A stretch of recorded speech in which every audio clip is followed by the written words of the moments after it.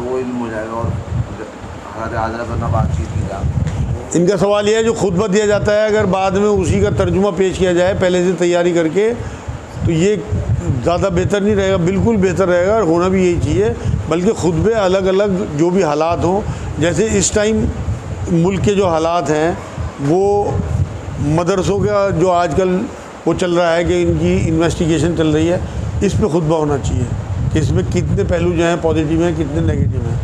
اس کے بعد وقت کے اوپر کوئی معاملہ آیا گورنمنٹ کی طرف سے اس پہ خطبہ ہونا چاہیے جس سے تمام پبلک کو آگاہی مل جائے کہ آج حالات یہ ہیں. آپ کچھ پوچھ رہے تھے بھائی؟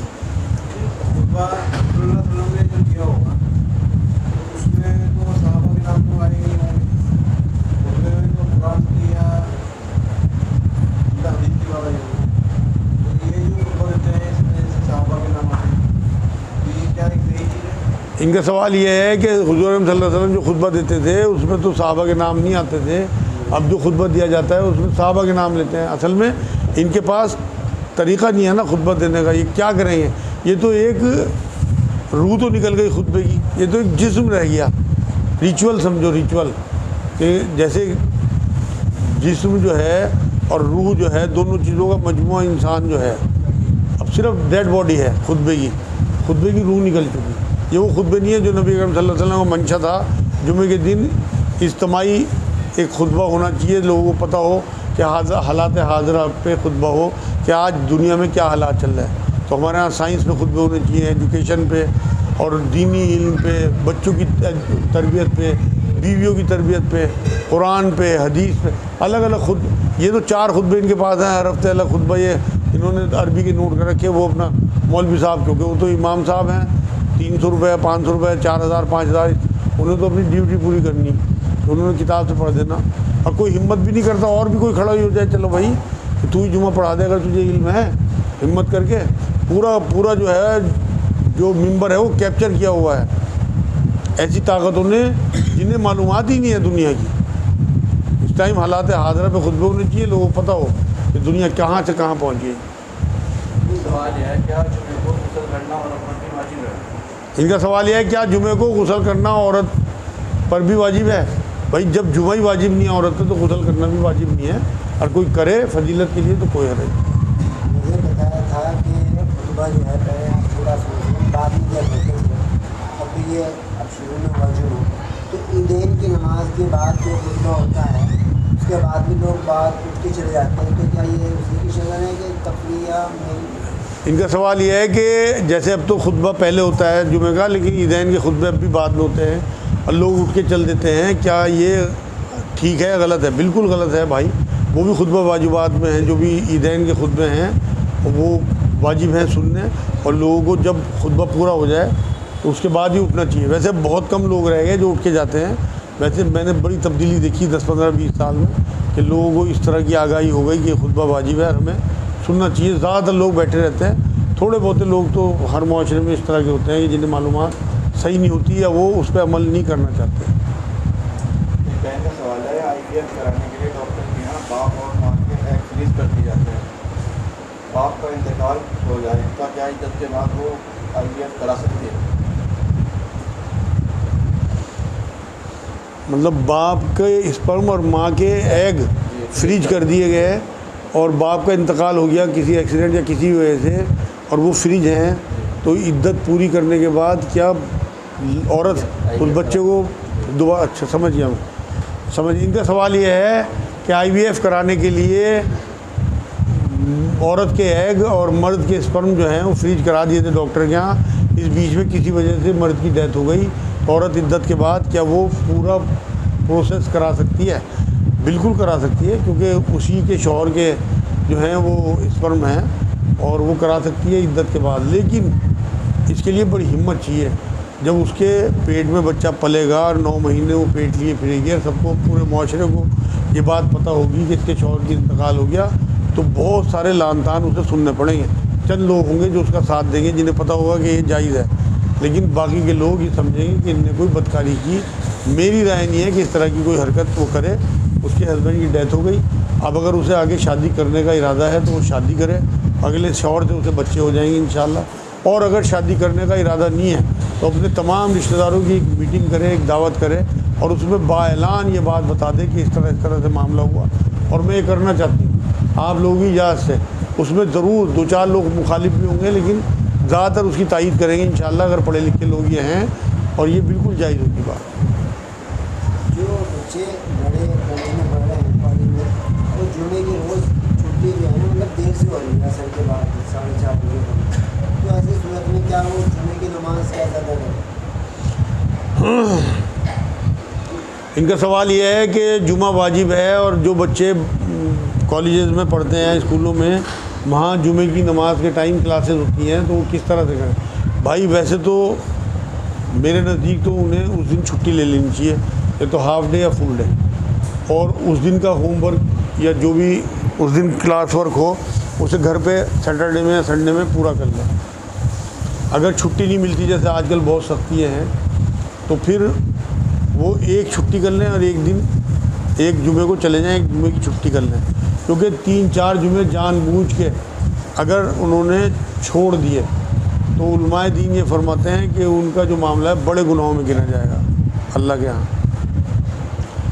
دوسرا طریقہ یہ ہے کہ وہ اجازت لیں وہاں سے اور وہ جمعہ پڑھ کے آ جائیں 1 گھنٹے میں۔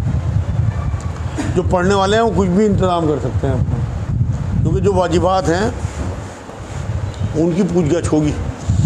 جس ہفتے وہ جمعہ پڑھیں گے اس ہفتے تو مسجد میں جمعہ ہوتا ہے، جس ہفتے وہ جمعہ نہ پڑھیں اس ہفتے وہ ظہر کی نماز پڑھیں۔ بستر پر بچے پیشاب کر دیتے ہیں، اعتکاف بھی ہو جاتا ہے، کیا وہاں آپ کی دعائیں پڑھ سکتے ہیں؟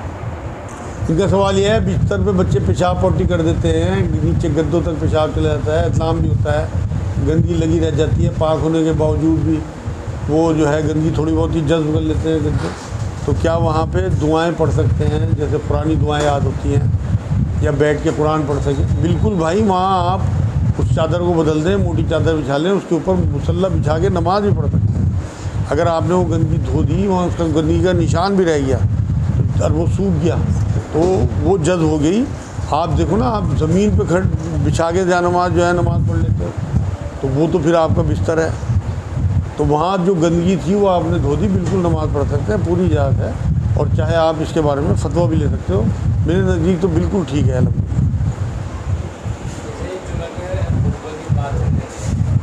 زیادہ تر تو مسجدوں میں اب ہونے لگ گیا اردو میں بھی، لیکن ابھی بھی کچھ مساجد ایسی ہیں کہ جہاں پر ہوتا ہے اس کے کیا ان کو کام کا ایسا کچھ حوالہ دے کے کہہ سکتے ہیں کہ بھائی ان کا سوال یہ ہے جمعے کے خطبے اردو میں کرانے کے لیے کیا امام صاحب کو کوئی حوالہ دے کہہ سکتے ہیں؟ بالکل کہہ سکتے ہیں بھائی، بلکہ جو محتمم حضرات ہیں نا ان کی ایک میٹنگ بلا کے اور ادب اور احترام کے ساتھ، کیونکہ وہ بڑے لوگ ہوتے ہیں اور ان کے پاس ایک کرسی اور ایک اقتدار ہوتا ہے، تھوڑی سی اکڑ بھی ہوتی ہے ان میں، تو ادب و احترام کے ساتھ انہیں چاہے کرسی پہ بٹھاؤ، خود نیچے بیٹھو اور پھر بات کرو ان سے، اور 2 نفل پڑھ کے بات کرو، کیونکہ قرآن کی آیت ہے کہ صبر اور صلات سے اللہ کی مدد چاہو، 2 نفل پڑھ کے جاؤ کہ اللہ ان کا دل بدل دے، تو امید ہے اللہ انشاءاللہ ان کے دل میں ڈالے گا۔ جتنا بھی آپ کی کوشش ہوگی، آپ کی کوشش کا تو آپ کو ثواب مل گیا، چاہے وہ مانے یا نہ مانے۔ کچھ دینی باتوں میں جو سننے میں آتی ہیں، کچھ موبائلس میں بھی آتا ہے، وہ اس میں یہ آتا ہے کہ بستر پہ آپ کو کھانا نہ، تو کیا یہ درست بات ہے؟ ان کا سوال یہ ہے بستر پہ کھانا کھانا منع ہے کہ اسلام میں؟ کوئی منع نہیں ہے بھائی، نبی اکرم صلی اللہ علیہ وسلم نے اگر منع فرمایا ہوتا تو بالکل ہم بھی مان لیتے۔ اب لوگ کیا کہہ رہے ہیں، معاشرے میں کیا اڑی ہوئی ہیں، ایک سے ایک بات اڑی ہوئی ہے، ایسے ایسے سوال آتے ہیں، میں تو آپ تک سوال پہنچاتا ہی نہیں۔ یہ تو 10% سوال ہیں جو آپ کرتے ہو میرے سے، میرے پاس ہر ہفتے سینکڑوں کی تعداد میں سوال آتے ہیں، سینکڑوں کی تعداد میں، اور وہ سوال ایسے ہوں بالکل بیوقوفی والے جن کا قرآن و حدیث یا اسلام سے کوئی تعلق ہی نہیں ہے۔ کئی دن میں پڑھوا دوں گا آپ کو، کس طرح سے موبائل میں سب کو بھیج دوں گا جس طرح کے سوال آتے ہیں، تو آپ ہنسو گے کہ کیسے کیسے لوگوں کے دماغ میں باتیں آتی ہیں۔ سوال ہے کیا کچا گوشت یا کچا انڈا کھانا جائز ہے؟ ان کا سوال یہ ہے کیا کچا گوشت یا کچا انڈا کھانا جائز ہے؟ بالکل، جو چیز پکی بھی جائز ہے وہ کچی بھی جائز ہے بھائی، بالکل کھا سکتے ہیں۔ کچھ علماء دین اس میں مکروہ کا فتویٰ دیتے ہیں، لیکن زیادہ تر کا قول یہی ہے کہ بالکل جائز ہے، یا پھر نبی نے منع فرمایا ہوتا۔ کوئی نبی کی اس میں ہمیں ٹیچنگ نہیں ملتی کہ حضور نے منع فرمایا۔ ایک باپ کے 2 بچہ ہیں और अपने टाइम में उसने प्रॉपर्टी पे उनके दोनों बच्चों के नाम कर दिए, तो अगर उसका इंतकाल हो गया तो वो उनके नाम हो? इनका सवाल ये है किसी बाप के 2 बेटे हैं और भी वारिस हैं या बस वही 2 ही हैं? तो वो तो हो ही गई, उन्हीं की हो गई, दोनों की आधी आधी। अगर वो करके गए उनके नाम बिल्कुल जायज़ है। सवाल है लोगों को किस हद तक माफ़ करना चाहिए? इनका सवाल ये लोगों की किस हद तक माफ़ करना चाहिए। भाई देखो ये बड़ा अच्छा सवाल किया आज इन्होंने, इससे बड़ी आपको मालूमात बढ़ेगी इंशाअल्लाह। देखो नबी अकरम सल्लल्लाहु अलैहि वसल्लम ने कभी किसी से ज़ाती बदला नहीं लिया, लेकिन नबी अकरम सल्लल्लाहु अलैहि वसल्लम क्योंकि अल्लाह की तरफ से नबी थे, हुक्मरान थे, मदीने पहुंचने के बाद बादशाह थे एक हिसाब से, बेताज बादशाह। तो कुछ लोगों ने आके नबी अकरम सल्लल्लाहु अलैहि वसल्लम के हाथ में बैत की, उसके बाद उन्हें कोई ख़ारिश वारिश थी तो हुजूर ने उन्हें ऊँटों के साथ जो है रहने का हुक्म दिया कि तुम्हारी ख़ारिश दूर हो जाएगी। वो वहाँ पहुँचे, उन्होंने ऊँटनियों का दूध उन्हें पीना था, इस वजह से उन्हें वहाँ रखा गया था अस्तबल में। तो उन्होंने वो सारे ऊँट जो हैं वो इस्लामी मुमलिकत के वो चुरा लिए और वो उन्हें लेके चले गए। तो नबी अकरम सल्लल्लाहु अलैहि वसल्लम ने हुक्म दिया कि इन्हें, और जो चौकीदार थे वहाँ उन्हें कत्ल कर दिया सहाबा को, और ये भाग गए उन्हें ऊँट को लेकर, उनका मकसद यही था चोरी। तो हुजूर ने पीछे सहाबा भेजे और बड़े जंगजू सहाबा, और उन्हें कत्ल कराया, उनके हाथ पैर कटवा दिए, उनकी आँखें निकलवा दी। इतनी इबरतनाक सज़ा दी उन्हें, हदीस पाक में बात आती है। उसकी वजह ये थी कि हुक्मरान होते हुए इतनी इबरतनाक सज़ा देनी चाहिए जिससे आगे किसी की जुर्रत ना हो कि वो इस्लामी मुमलिकत को कोई नुकसान पहुँचा सके। दूर दूर तक ये बात पहुँच गई, हालांकि ख़ुद रहमतुल लिल आलमीन अल्लाह लक़ब दे रहा। तो आप अगर किसी इदारे के सरबराह हैं तो आपको उस इदारे की पहले हिफाजत, उसका मैनेजमेंट आपके ज़िम्मे है। तो वहाँ आप अपने एम्प्लॉई को माफ़ नहीं कर सकते, वो आप किसी कंपनी के साथ अपनी नुकसान कर रहे हैं।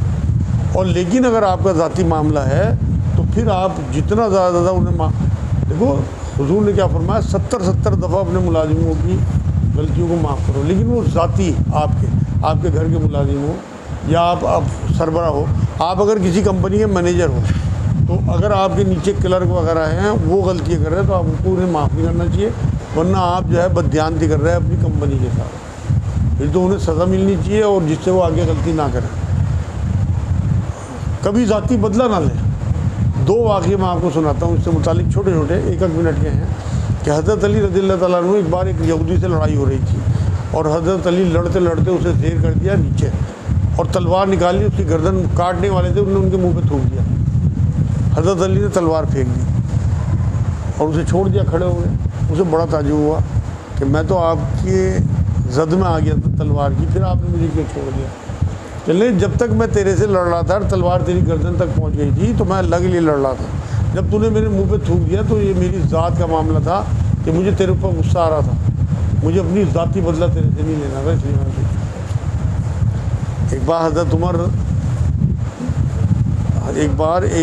हज़रत अली रज़ियल्लाहु ताला अन्हु एक पेड़ के नीचे जो है आराम कर रहे थे, तो एक सहाबी जो है उनके पास, शायद हज़रत उमर ही उनके पास पहुँचे या कोई और सहाबी, खलीफा थे शायद हज़रत अली। तो इनका ग़ुलाम जो है वो बकरी चरा रहा था। तो जब ये पहुँचे तो इन्होंने कुछ उससे मंगाने के लिए, आने वाले सहाबी के लिए, हज़रत उमर के लिए उसे आवाज़ दी। तो उसने सुन ली आवाज़, इशारा करके आ रहा हूँ, फिर वो रुक गया। बहुत देर तक नहीं आया तो उन्होंने दूसरी आवाज़, तीसरी आवाज़, 3 बार भी जब वो नहीं आया तो इन्होंने थोड़ा सख्त लहजे में आवाज़ दी उसे। और जब वो आया तो हज़रत उमर इस बीच में कह रहे थे, भाई ये कैसा ग़ुलाम है तुम्हारा, और ये तुम्हारी बात ही नहीं सुनता, ग़ुलाम तो एक हुक्म पे आ जाते हैं। तो आगे उन्होंने यही सवाल उससे करा कि तुझे डर नहीं लगा? कि जी मैं 10 साल से आपका ग़ुलाम हूँ, मैंने आपको हमेशा माफ़ करते हुए पाया, मुझे कैसा डर आपसे? ये उसका कहना था। इन्होंने उसे आज़ाद कर दिया। तो मालिक ऐसा हो जिससे डर ही ना हो गया मुझे कुछ कहेगा। हज़रत अनस रज़ियल्लाहु ताला अन्हु हुज़ूर के 10 साल ग़ुलामी की, मतलब ये फरमाते हैं कि कभी हुज़ूर ने मुझे कुछ नहीं कहा, कभी मेरी ज़ात से तकलीफ़ हुई तो बस ये कहते थे तूने मुझे तकलीफ़ पहुँचाई, बाकी कभी कुछ नहीं। तो ये है माफ़ी। अपनी ज़ात के लिए आप कभी किसी से बदला ना लें, और जो आप कहीं के सरबराह हैं तो उस मामले में आप कोताही ना करें। हालत नमाज के अंदर रुकू और सुजूद में कितनी मरतबा सुभान रब्बिल आला सुभान रब्बिल अज़ीम पढ़ सकते हैं? अच्छा सवाल है। इनका सवाल ये है کہ رکوع یا سجود میں آپ کتنی بار اللہ کی حمد و ثنا کریں. دیکھو نبی اکرم صلی اللہ علیہ وسلم نے بات فرمائی کہ جب رکوع یا سجدے میں جاؤ تو اللہ کی حمد و ثنا کرو. علماء دین کہتے ہیں کہ 3 بار تک کافی ہے آپ کا سجدہ ہو جائے. حضور کی اس حدیث سے تو ایک بار بھی اگر آپ کہہ دیں گے اتنا ٹائم آپ کو مل گیا تو وہ ہو گیا. ویسے کوئی تعداد نہیں ہے. نبی اکرم صلی اللہ علیہ وسلم جب نماز پڑھاتے تھے تو بہت طویل نماز نہیں پڑھاتے تھے. اس میں تو لوگوں کا اندازہ یہ ہے کہ 10 بار کے قریب پڑھتے تھے وہ. کچھ روایتوں سے صحابہ کی یہ قول ملتا ہے. تو یہ کہنا کہ طاق پڑھنا چاہیے مطلب 1 3 یا 7 وہ بھی ٹھیک نہیں، کیونکہ یہ روایتوں کی بات بتا رہا میں آپ کو 10 بار تک. ویسے جب نبی اکرم صلی اللہ علیہ وسلم اپنی نماز پڑھتے تھے تو جتنا سجود ہوتا تھا اتنا ہی جلسے میں ٹائم لگاتے تھے. جلسہ کہتے ہیں 2 سجدوں کے بیچ میں بیٹھنے. تو اسی طرح سے جب رکوع میں جاتے تھے تو جب کھڑے ہوتے تھے تو اتنی دیر تک کھڑے رہتے تھے جتنا انہوں نے رکوع کیا، وہاں دعائیں پڑھتے رہتے تھے. تو کوئی تعداد طے نہیں ہے، جتنا آپ کے پاس ٹائم ہو. سجدے کے بارے میں تو اللہ قرآن میں کہتا ہے سجدہ کر اللہ کے قریب ہو جا، اور کوئی عبادت ایسی نہیں ہے. تو آپ جتنا ٹائم آپ سجدے میں لگائیں، لیکن سنت اور نفل میں امام صاحب کے پیچھے تو آپ امام صاحب کے تابع ہو. وہاں تو آپ 3 بار بھی پڑھ دو گے تو کام ہو جائے گا.